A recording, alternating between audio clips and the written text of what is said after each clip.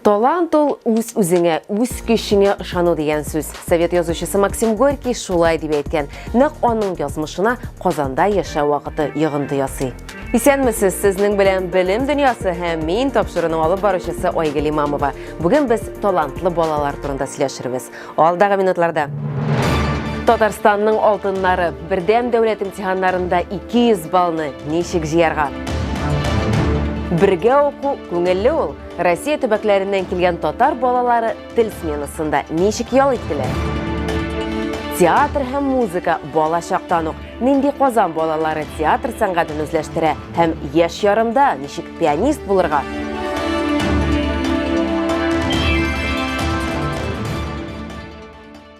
Татарстан чыгарылыш сыйныф укучылары бердәм дәүләт имтиханнары өчен 197-100 баллы нәтиҗә алды. Бу нәтиҗәләргә 181 бала иреште һәм 9 кеше 2 фән буенча 200 балл җыйды. Талантлы укучылар Чистайның 1-нче лицейында, Түбән Каманың 35-нче лицейында һәм 10-нче мәктәбендә, Мөслим гимназиясендә, Казанның 170-нче, 131-нче лицейларында һәм 39-нче мәктәптә һәм Яшьчалының 76-нчы гимназиясендә белем ала. Август аенда ул балалар акчалата бүләк тә алачак. Бер фәннән 100 балл өчен 15 мең сум, 2 фәннән 200 балл өчен 25 мең сум. Югары уку йортлары да аларга аерым бүләкләр әзерләде. Мәсәлән, Казан федераль университетында укырга кергән студентларга һәр 100 балл өчен 100 мең сум түләргә әзер. Балаларның тырышлыгы игътибарсыз калмый. Һәр яхшы нәтиҗә артында укучының да, аның укытучыларының да хезмәте. Моңа күрсәткеч мисал Казанның 170-нче лицейын тәмамлаган Камил Кәлимуллин. Ул быел 2 фәннән 200 балл җыйды. Егет белән Энҗе Габдуллин очрашты. Тырышкан табар ташка кадак кагар диелә татар халык мәкалендә. Үзләренең тырышлык нәтиҗәләрен 11-нче класс укучылары инде татыды. Бердәм дәүләт имтиханнары артта, алда югары уку йорты һәм бәхетле студент еллары. Бүген сүзебез Казанның 170-нче лицейын тәмамлаган Камил Кәлимуллин турында барыр. Химия һәм биология фәннәреннән бердәм дәүләт имтиханын 100 баллга тапшырган егет, классташлары, укытучылары, әти-әнисенең һәм дә мәктәбенең чын горурлыгы. Камил имтихан нәтиҗәләрен белгәч кичергән хисләре белән уртаклашты. Я был в полном восторге. Мин бик шатландым, хәтта башта ышана алмый тордым. Миңа бик рәхәт булды. Әлбәттә, югары балл буласын аңладым. Тик 100 балл булыр дип ышанмадым. Чөнки биология Россия буенча иң түбән уртача балл була торган фән. Мин бик куандым. Камил химия һәм биология фәннәре белән 8-нче класстан ук кызыксына башлаган. 9-нчыда укыганда ул максатчан рәвештә бу фәннәрдән төп дәүләт имтиханын тапшырган булган. Шуңа өстәп мәктәп, район, шәһәр һәм республика күләмендәге фән олимпиадаларында да катнаша егет. Биология фәне буенча республика этабында призер исемен яулый. 10-нчы класска кергәндә химия һәм биология фәннәрен тирәндән үзләштерүгә юнәлтелгән классын сайлый. Камил фикеренчә, уңышының төп сәбәбе фәнгә булган мәхәббәт. Фәнгә мәхәббәт булырга тиеш, имтиханны яхшы тапшырыр өчен аңа бөтен килеш чумарга, үзләштерергә кирәк. Әлеге фән кешене кызыксындырырга тиеш, әлбәттә, сабырлык һәм көчле нервлар да кирәк. Камил имтиханнарга мәктәп программасы, дәресләрдән соң оештырылган курслар, шулай ук онлайн мәктәп ярдәмендә әзерләнә. Бу нәтиҗәгә укытучылары зур тырышлык куйды, ди Камил. Химия фәне буенча Анна Газиева укытса, биология фәненнән тирән белемнәрне Инна Котляр биргән. Соңгы елны химияны да, биологияны да Анна Газиева укыды. Камилнең уңышы укытучыларның да хезмәт нәтиҗәсе. Анна Газиева имтихан балларын ничек белүен искә алды. Я ехала на пароме. Ул вакытта мин паромда бара идем. Яңгыр явып торгач, трюмга төштем. Хәбәрне ишеткәч, паромнан очып китәрдәй булдым. Дөресен әйткәндә, мин бәхеттән шартлар дәрәҗәдә идем. Ул 20 минут миңа секунд кебек тоелды. Тукталышка килеп җиткәч, мин вакытның сизелмичә дә үтеп киткәнен аңладым. Без Камил белән языштык, гомуми төркемдә аны котладык. Бу эйфория иде. Анна Газиева 2016 елда ел укытучысы исемен яулаган педагог. Укытучының хезмәт стажына да 10 ел булган. Камилнең имтиханнарын 200 баллга тапшыруын ул бүләк дип кабул иткән. Анна Газиева укучыларның уңышы укытучылар белән дустана мөнәсәбәттән дә тора дип саный, ә Камил исә аның уң кулы булган. Я за 2 года очень тесного общения с ними. Мин алар белән 2 ел дәвамында бик тыгыз аралаштым. Без бер-беребезгә бик ияләштек. Бездә әлбәттә субординация сакланган, җылы, дустана мөнәсәбәтләр булды. Бу да бик зур роль уйный. Укытучы, ярдәмче дә дуста булырга тиеш. Шул очракта гына әзерлек җиңел узачак. Ну, конечно, учителя в Әлбәттә, школе. укытучыларым бу нәтиҗәгә зур өлеш керттеләр. Инна Исааковна, Анна Евгеньевна иң яхшы укытучылар. Алар нигезле белем бирделәр һәм бик якын иптәш тә, тыяныч та булдылар. Алар һәрвакыт киңәш сорап мөрәҗәгать итә ала торган кешеләр. Камил Калимуллин укуда гына түгел, класс тормышында да актив катнашкан укучы. Ял вакытларында ул спорт белән шөгыльләнергә, фильмнар карарга ярата. Шулай да иң күп вакытын имтиханнарга әзерләнүгә багышлаган. Камилнең класс җитәкчесе Светлана Белоус аны класста ярдәмче һәм булышчы дип искә алды. Камиль очень добрый, дружелюбный. Камил бик игелекле, дусларча мөнәсәбәт урнаштыра ала торган егет.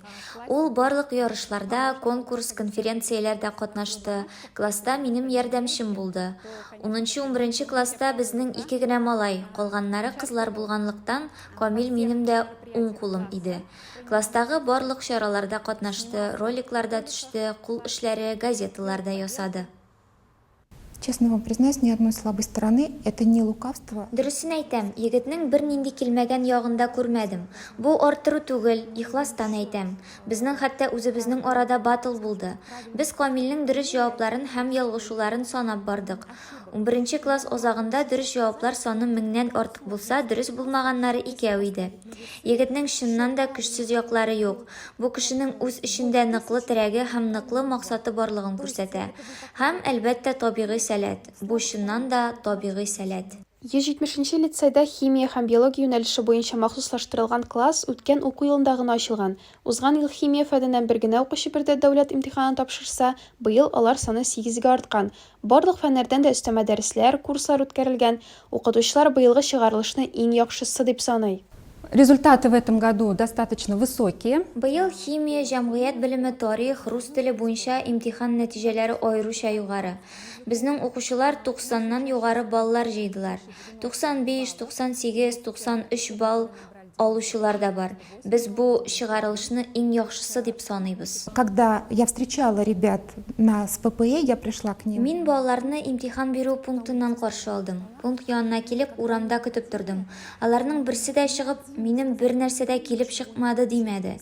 Барысы да мин эшләдем, мин беләм дигән төгәл ышану белән чыктылар. 2 ел эчендә мин аларда җавап, реакция һәм зур уңай динамика күрдем. Чыгарылыш бәйрәмнәре узды, кулларда көтеп алынган аттестатлар. Тиздән кичә мәктәп партасы артында утырган укучылар югары уку йортлары бусагасында атлар. Камил Калимуллин исә медицина юнәлешен сайларга уйлаган. Аның хыялы хирург булу. Киләсе елгы чыгарылыш укучыларына ул имтиханнар өчен артык борчылмаска дигән киңәш бирде. Нужно постоянно отвлекаться. Әзерлек вакытында игътибарны читкә юнәлтеп алырга кирәк. Имтихан белән генә мавыгырга кирәкми. Артык борчылмаска, сабыр булырга, нәтиҗә өчен күп тырышырга, вакыт сараф итәргә кирәклеген аңларга кирәк. Бердәм дәүләт имтиханнарны ул тормышта иң мөһиме түгел. Ни дисәк тә имтиханнар артта калды. Алда укучыларны күңелле студент еллары көтә. Камил Калимуллин исә күпләр өчен үрнәк, яраткан мәктәбе һәм укытучылары өчен чын горурлык. Камилнең бердәм дәүләт имтиханында 2 фәннән 200 балл алуы да мәктәп һәм фән тарихына матур бер хатирә булып кереп калыр. Россия төбәкләреннән килгән талантлы укучыларны Тартария дип исемләнгән төбәк-ара интеллектуаль иҗат форумында каршы алдылар. Россиянең 150 укучысы Ульяновск, Түбән Новгород, Төмән, Томск, Ырымбур, Самар өлкәләре, Мәскәү, Чувашия һәм Башкортстан вәкилләре. Татарстан мәгариф һәм фән министрлыгы 2014 елдан ил төбәкләреннән һәм республика районнарыннан килгән татар балалары өчен профильле тел сменалары үткәрә. Сменада 12-17 яшьлек укучылар катнаша. Алар татар теле һәм әдәбияты буенча төбәк-ара һәм халыкара олимпиадаларда, фәнни конференцияләрдә, бөтен Россия иҗади конкурсларда катнашучылар. Быел смена ничек узды? Эльвира Җәмәлетдинова күрде. Укый башлыйбыз. Яңа дуслар табу, белем алу һәм иң мөһиме сәламәтлекне ныгыту. Шулай 150 бала Яшел Үзән шәһәрендәге Дельфин шифаханәсенә килгән. 21 көн дәвамында укучылар тулы канлы дәвалану үтәләр. Ул бассейнда йөзү, массаж, хушиз һәм галотерапия, кислород коктейли эчү һәм электр белән дәвалану үз эченә ала.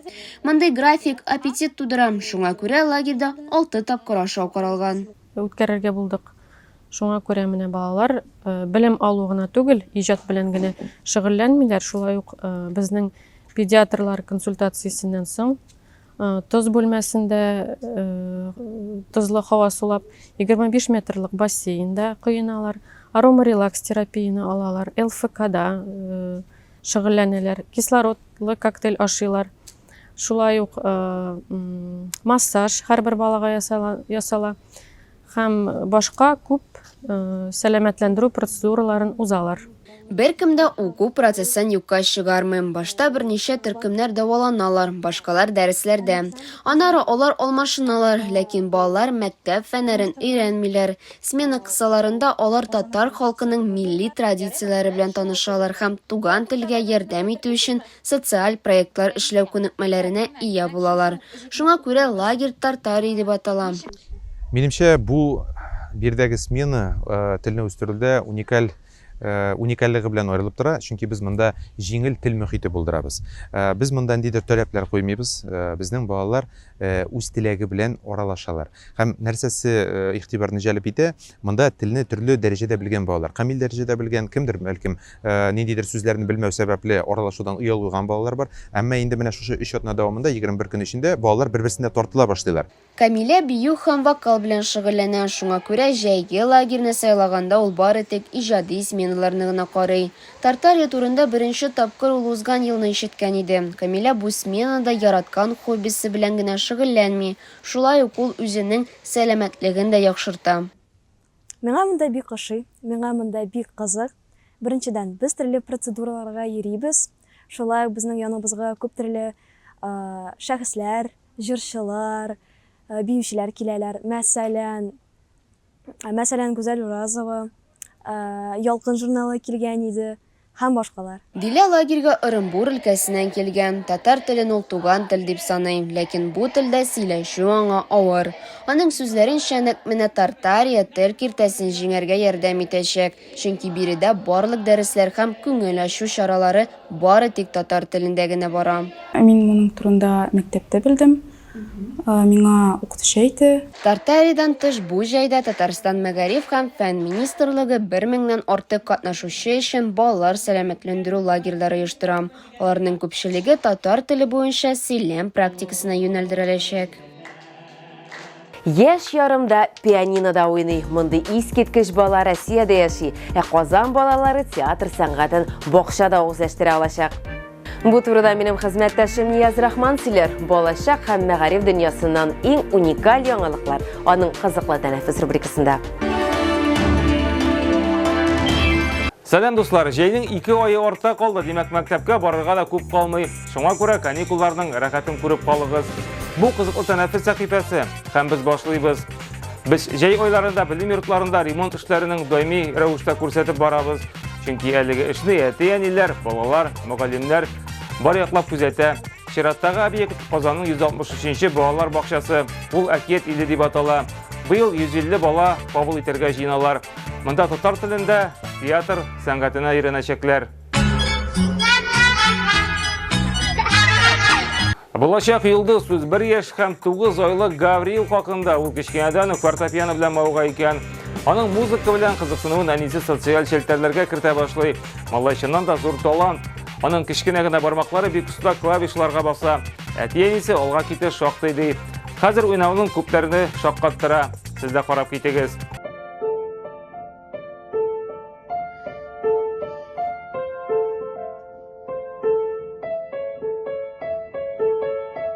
Безнең Алсу, сүз җырчы түгел, футболчы Алсу Абдуллина хакында. Ул Россия җыелмасы составында Казанда Иран командасына каршы уйнады. Алсу исә узган ел Англиянең Челси командасына күчкән иде. 22 яшьлек ознакай кызын бер сүз белән әйткәндә бөтен Европа белә. Казанда инде аның шәхси фанатлары да бар.